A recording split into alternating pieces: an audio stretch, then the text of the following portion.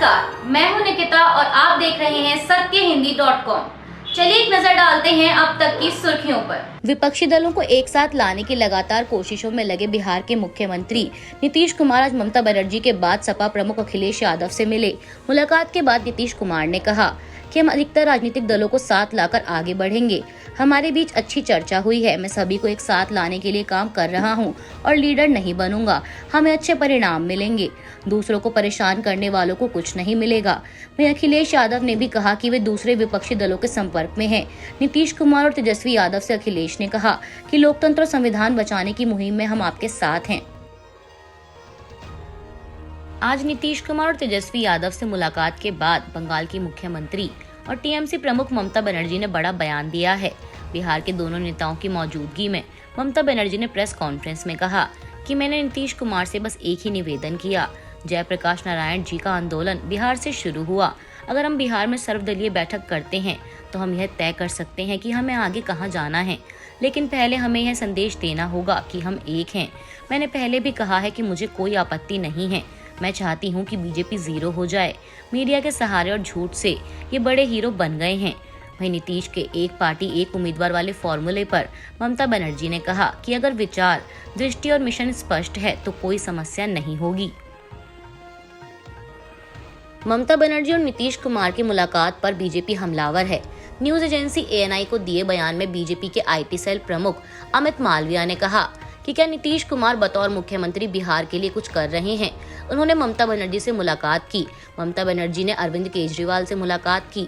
शरद पवार ने भी अरविंद केजरीवाल से मुलाकात की। विपक्ष बैठकों की श्रृंखला को जारी रख सकता है, लेकिन विपक्ष का नेता कौन है, इसकी नीतियां क्या हैं, ये देश के लिए क्या सोच रहे हैं, इस पर कोई चर्चा नहीं हो रही। यदि विपक्ष केवल मोदी हटाओ के मूल मंत्र के साथ 2024 का चुनाव लड़ना चाहता है तो स्वाभाविक रूप से उसे जनता का समर्थन नहीं मिलेगा। 2 दिनों के दौरे पर केरल पहुंचे प्रधानमंत्री मोदी ने कोच्चि में एक मेगा रोड शो में हिस्सा लिया। युवम 2023 कार्यक्रम में युवाओं को संबोधित करते हुए प्रधानमंत्री ने कहा कि हाल ही में उन्होंने केरल के एक 99 साल के युवा से मुलाकात की। वह एक प्रसिद्ध गांधीवादी श्री VP अप्पू कुट्टा पोडुवल हैं, जिन्हें पद्म पुरस्कार से सम्मानित किया गया था। हमें केरल की हर प्रतिभा से सीखने को मिलता है। PM ने अपने संबोधन में नम्मी नारायणन और आदि शंकराचार्य को भी याद किया। प्रधानमंत्री ने कहा कि आज हमारा देश अमृतकाल की यात्रा शुरू कर रहा है। केरल पहुंचे PM मोदी ने कहा, युवम के जरिए केरल के युवाओं का यह संकल्प बहुत अहम है। मैं आप सभी को इस भव्य आयोजन के लिए बहुत बहुत बधाई देता हूं। PM मोदी ने कहा कि आज हर कोई ये कह रहा है कि 21वीं सदी भारत की सदी है। भारत वो देश है जिसके पास युवा शक्ति का भरपूर भंडार है। PM ने कहा कि केरल के लोगों को वैश्विक गतिविधियों के प्रति रुझान अद्भुत है। केरल में होने वाली G20 की बैठकों के लिए मैं केरल के युवाओं का आभार व्यक्त करता हूं, क्योंकि आपके सहयोग के कारण दुनिया में भारत की छवि बनने में बहुत मदद मिली है।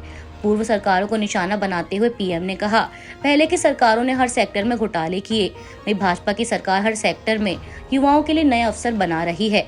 भाजपा की सरकार ने आत्मनिर्भर भारत अभियान चलाकर युवाओं को नए अवसर दिए हैं। भाजपा की सरकार ने वोकल फॉर लोकल के मंत्र से स्थानीय उत्पादन को बढ़ावा दिया है। पंचायती राज दिवस के मौके पर आज PM मोदी मध्य प्रदेश के रीवा पहुंचे और 17,000 करोड़ की लागत वाली परियोजनाओं की आधारशिला रखी। PM ने रीवा के SAF ग्राउंड पर आयोजित पंचायती राज सम्मेलन को संबोधित किया। PM मोदी ने प्रधानमंत्री आवास योजना के तहत 4,11,000 लोगों को वर्चुअल गृह प्रवेश कराया और जल जीवन मिशन की 7,853 करोड़ की लागत से तैयार 5 जल आपूर्ति से जुड़ी योजनाओं का शिलान्यास और 2300 करोड़ से अधिक की रेल परियोजनाओं का लोकार्पण और शिलान्यास भी किया। PM मोदी ने कहा कि हमने जनधन योजना चलाकर गाँव के 40 करोड़ से ज्यादा लोगों के बैंक खाते खुलवाए। हमने इंडिया पोस्ट पेमेंट्स बैंक के माध्यम से गाँवों तक बैंकों की पहुंच बढ़ाई। उन्होंने आगे कहा कि डिजिटल क्रांति के इस दौर में अब पंचायतों को भी स्मार्ट बनाया जा रहा है।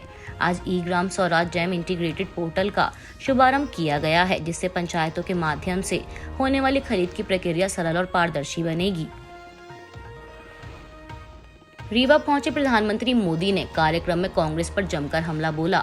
PM मोदी ने कहा कि पहले की सरकारें गांव के लिए पैसा खर्च करने से बचती थी, क्योंकि गांव अपने आप में कोई वोट बैंक तो था ही नहीं, इसलिए उन्हें नजरअंदाज किया जाता था। गांव के लोगों को बांटकर कई राजनीतिक दल अपनी दुकान चला रहे थे।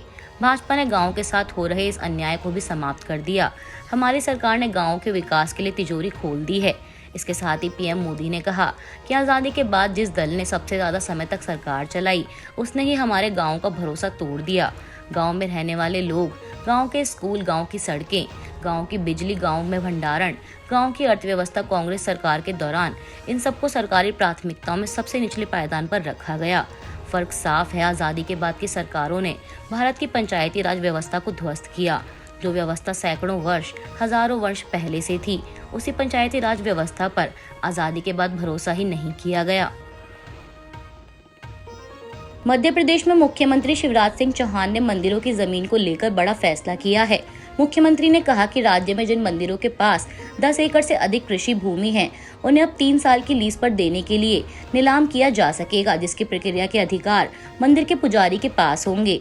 नीलाम हुई कुल भूमि में 10 एकड़ तक से होने वाली कमाई पुजारी रखेंगे, बाकी मंदिर के खाते में जाएगी। मुख्यमंत्री ने कहा कि सरकार मंदिर की गतिविधियों को नियंत्रित नहीं करेगी, बल्कि पुजारी करेंगे। जितनी जमीन मंदिरों के नाम है, उन्हें कलेक्टर नहीं बल्कि पुजारी नीलाम करेंगे। इसके साथ जो निजी मंदिर हैं, उनके पुजारियों को सम्मानजनक मानदेय देने की व्यवस्था नियम बनाकर दी जाएगी। ब्राह्मणों के कल्याण के लिए ब्राह्मण कल्याण बोर्ड बनाया जाएगा। बता दें, सरकार के अधीन 21,104 मंदिर हैं, जिनमें से 1,320 मंदिर ही 10 एकड़ से अधिक कृषि भूमि वाले हैं। इनके पास कुल कृषि भूमि 4,500 हेक्टेयर है।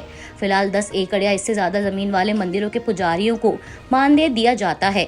इनके पास कृषि भूमि नहीं है, उनके पुजारियों को 5,000 रुपए हर महीने, जबकि 5 एकड़ तक कृषि भूमि वाले मंदिर के पुजारियों को 2,500 रुपए, 5 से 10 एकड़ तक जमीन पर 2,000 रुपए का मानदेय मिलता है। मध्य प्रदेश सरकार के मंदिरों की जमीन वाले फैसले पर राजनीति तेज हो गई है। कांग्रेस के प्रवक्ता के मिश्रा ने कहा, 18 साल बाद मुख्यमंत्री को ब्राह्मणों को सम्मान देने की बात मन में आई है। आज तक तो मंत्रिमंडल में उपेक्षा करते रहे, अब ब्राह्मणों को रिझाने के लिए घोषणा कर रहे हैं। जानापाओ में खुद लंबी चौड़ी घोषणा की थी, 10 साल तक पूरी क्यों नहीं हुई। बीजेपी ने भी कांग्रेस के इस हमले का पलटवार किया। बीजेपी के प्रदेश मंत्री राहुल कोठारी ने कहा, जिस तरह मंदिरों को लेकर स्वायत्तता की बात आई है, ये सिर्फ ब्राह्मण समाज की नहीं बल्कि सबके हित की बात है। इसको वोट के नजरिए से नहीं देखा जाना चाहिए। कांग्रेस कोई आरोप लगाती रहे, उनके वक्त में मंदिरों की जो हालत थी, इस पर पार्टी को जवाब देना चाहिए। तेलंगाना सरकार बनाम राज्यपाल मामले में सुनवाई करते हुए सुप्रीम कोर्ट ने राज्यपालों को लेकर बड़ी टिप्पणी की। सुप्रीम कोर्ट ने कहा कि राज्यपालों को विधेयकों पर फैसले लेने में देरी नहीं करनी चाहिए। उन पर बैठे रहने की बजाय जितनी जल्दी हो सके फैसला लेना चाहिए। संविधान के अनुच्छेद 201 का उल्लेख और जितनी जल्दी हो सके शब्द का एक महत्वपूर्ण संवैधानिक उद्देश्य है।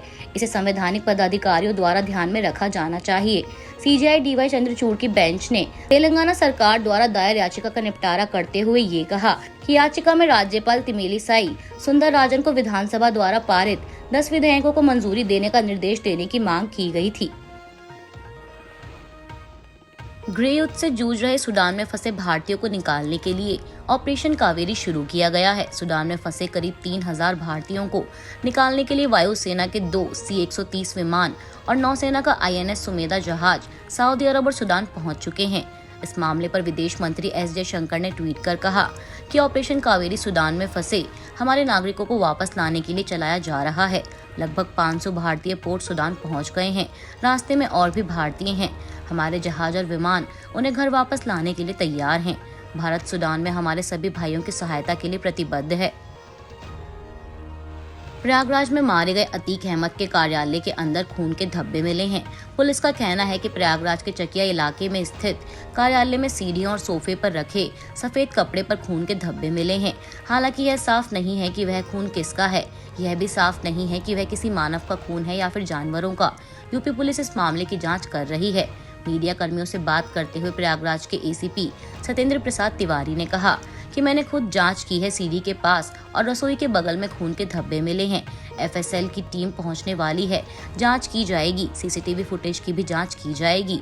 कुछ रिपोर्टों में कहा गया है कि इस ऑफिस में खून से सने चाकू के अलावा खून से सनी चूड़ियां और एक दुपट्टा भी मिला है। इसके अलावा सोफे पर बर्तन, कुछ कैलेंडर और बहुत सी चीजें अस्त व्यस्त पाई गई हैं। काफी लंबे समय से बीमार चल रहे पाकिस्तानी मूल के कनाडाई लेखक और स्तंभकार तारिक फतेह का निधन हो गया है। इस बात की जानकारी उनकी बेटी नताशा ने ट्वीट कर दी।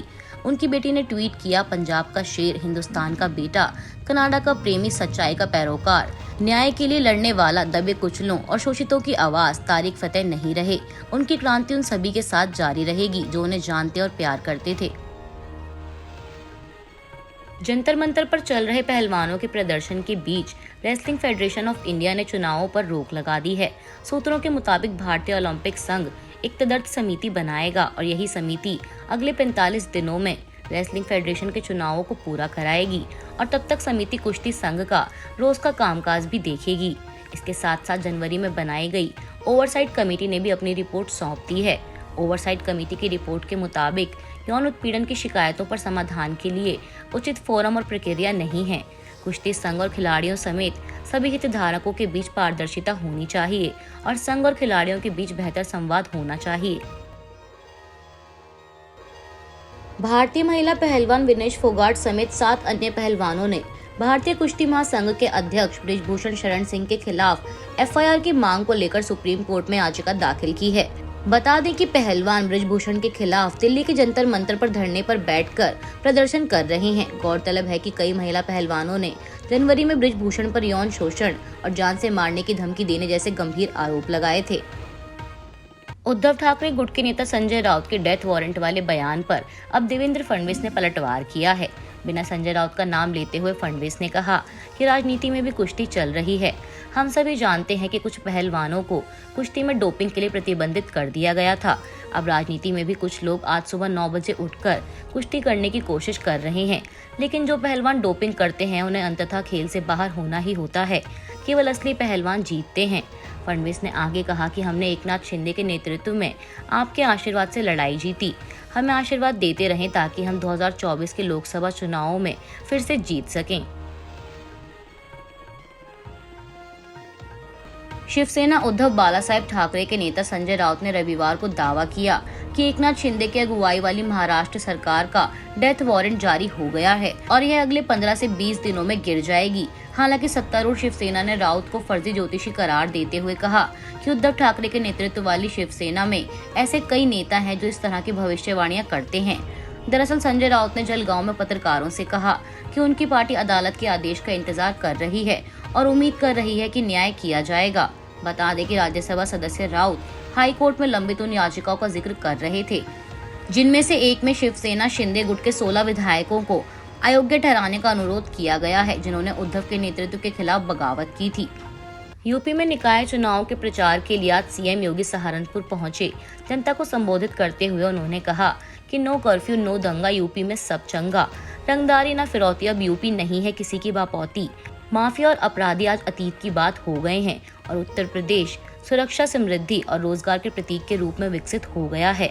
मुख्यमंत्री योगी आदित्यनाथ ने विपक्ष पर भी हमला बोला और कहा कि 2017 से पहले सरकारें दंगे भड़काने में लगी थीं। आज यूपी में कहीं भी कर्फ्यू नहीं है। यूपी में भयमुक्त माहौल कायम हो गया है। उन्होंने कहा जातिवाद की बात करने वालों ने सबसे ज्यादा अपनी ही जाति का शोषण किया है। उन्होंने अपने भाषण में आगे कहा कि पहले किसान और नागरिक सुरक्षित नहीं थे, जाति के नाम पर गरीबों का पैसा खाया जाता था। सपा बसपा को आपकी चिंता नहीं, उनको सिर्फ वोट की चिंता थी। आईपीएल 2023 में आज हैदराबाद के राजीव गांधी इंटरनेशनल स्टेडियम में सनराइजर्स हैदराबाद और दिल्ली कैपिटल्स की टीम आमने सामने है। दिल्ली कैपिटल्स ने टॉस जीतकर पहले बल्लेबाजी का फैसला किया था और अपने 20 ओवरों में दिल्ली ने 9 विकेट खोकर 144 रन बनाए हैं। अभी के लिए बस इतना ही। बाकी की खबरों के लिए जुड़े रहिए सत्यहिंदी.com के साथ।